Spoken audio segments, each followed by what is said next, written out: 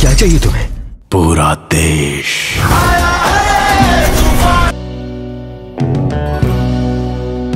শাকিব খান অভিনীত রায়হান রাফি পরিচালিত সিনেমা তুফান মুক্তির আগেই অন্তর্জালে ঝড় তুলেছিল।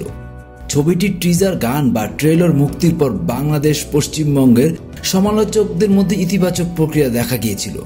চলতি বছরের 17 জুন বাংলাদেশে সিনেমাটি মুক্তি পায়। মুক্তির পরপরই সিনেমাটি দেখতে হুমড়ি খেয়ে পড়ে দর্শক। স্টার সিনেপ্লেক্স সূত্রে জানা গেছে, জুন জুলাইয়ের টিকিট বিক্রির হিসাব প্রথমে ছিল তুফান। দর্শক চাহিদার কারণে মুক্তির 2.5 মাস পরও সিনেপ্লেক্সে প্রদর্শিত হয় সিনেমাটি। পরে ছবিটি মুক্তি পেয়েছে পশ্চিমবঙ্গে। দেশ বিদেশে সফলতা পাওয়ার পর এই ছবিটি শীঘ্রই আসছে ওটিটিতে। তার আগে জানা গেল, ভারতের বিহারে মুক্তি পাচ্ছে তুফান। তুফান পরিবেশনায় আছে ভারতীয় শ্রী ভেঙ্কটেশ ফিল্মস।